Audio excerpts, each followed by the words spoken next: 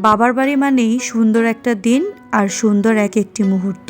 তেমনই সুন্দর কিছু মুহূর্ত ও মায়ের হাতের মজার মজার খাবার খেয়ে মামা বাড়ি দাওয়াত খেতে গেলাম। সেই ব্লগটি আজকে শেয়ার করব, তাই একটা লাইক দিয়ে সম্পূর্ণ ভিডিওটি দেখতে থাকুন।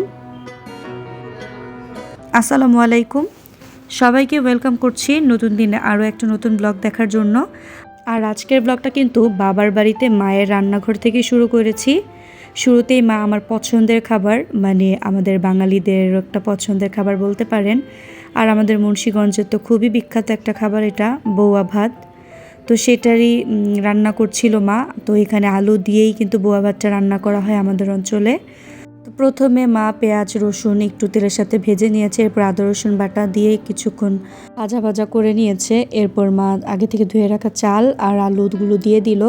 তো সেগুলোর সাথে কিছুক্ষণ কষিয়ে নিয়ে এরপর পরিমাণ মতো পানি আর এবার লবণ দিয়ে দিয়েছে। তো এবার একদম জাস্ট খিচুড়ি আমরা যেভাবে রান্না করি সেভাবেই রান্না করে ফেলবে, বা খুদের ভাতের মতো করেই। এরপর এখানে বৌয়া ভাতের সাথে খাওয়ার জন্য একটা ভর্তা বানানো হবে। তো এর জন্য এখানে অনেকটা পরিমাণ শুকনা মরিচ, এরপর হচ্ছে শুটকি মাছ আর হচ্ছে এখানে রসুন দিয়ে দিয়েছে। আর এরপর পানি দিয়ে সিদ্ধ বসিয়ে দিল। আর এখানে ফেয়া শুটকি মাছটা ব্যবহার করা হয়েছে। বৌয়া ভাতের সাথে চ্যাপা শুটকি মাছ বা এভাবে ফেয়া শুটকি, এটা দিয়ে ভর্তা বানালে খেতে অনেক ভালো লাগে। ওইদিকে বৌয়া ভাত রান্নাটাও শেষ, আর এদিকে ভর্তার জন্য সব কিছু মা সিদ্ধ করে নিয়েছে। আর পাশাপাশি এখানে আমার জন্য একটু মুরগির মাংস রান্না করে নিচ্ছিল। আর দেখেন মুরগির মাংসের কালারটা কত সুন্দর এসেছিল। মায়ের হাতের প্রত্যেকটা রান্নাই কিন্তু অনেক মজার হয়, আর মা যত সিম্পল করেই রান্না করুক না কেন সেই খাবারগুলো কিন্তু অসাধারণ স্বাদ হয়ে থাকে। যাই হোক, ওইদিকে মা রান্না করছিল, তার ফাঁকে আমি একটু বারান্দায় চলে আসলাম। আমার ভাইয়ের বউ যে গাছগুলো লাগিয়েছে সেগুলো একটু দেখছিলাম। তো এই গাছটাকে পোলাও পাতা গাছ বলা হয়। এটা থেকে নাকি খুব সুন্দর একটা ফ্লেভার আসে, আর পোলাওর মধ্যে দিলে নাকি ভালো একটা ফ্লেভার বের হয়। এরপর আবার রান্নাঘরে এসে দেখি মা এখানে অনেকটা পরিমাণ মরিচ বেটে নিচ্ছে ভর্তা বানানোর জন্য। আর আমার সাথে গল্প করতে গিয়ে মায়ের কিন্তু মরিচগুলো একটু বেশি ভাজা হয়ে গিয়েছিল। তো যাই হোক, তারপরও কিন্তু ভর্তাগুলো অনেক মজা হয়েছিল। তো এখানে মা একটু ধনিয়া পাতা, মরিচ, রসুন, পেঁয়াজ সব কিছু একসাথে বেটে ধনিয়া পাতা ভর্তা করলো। আর এখন ওই যে শুটকি মাছটা আগে সিদ্ধ করে রেখেছিল সেই শুটকি ভর্তাটা করলো।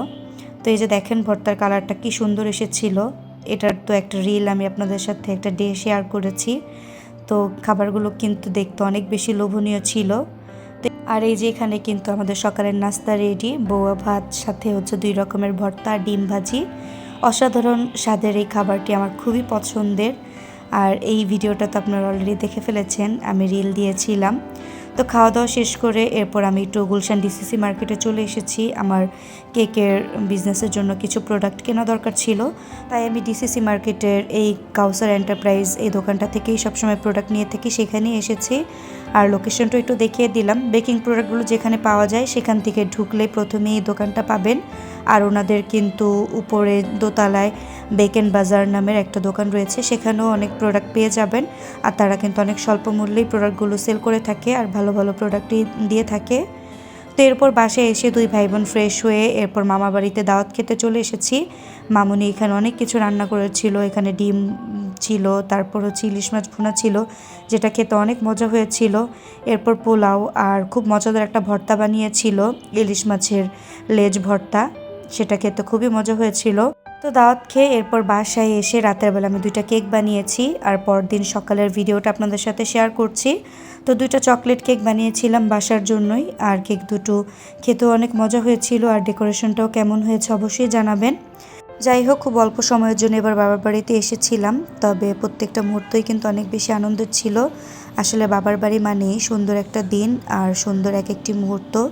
তো কেমন লাগলো আমার বাবার বাড়ির এবার ব্লগগুলো অবশ্যই কমেন্টে জানাবেন।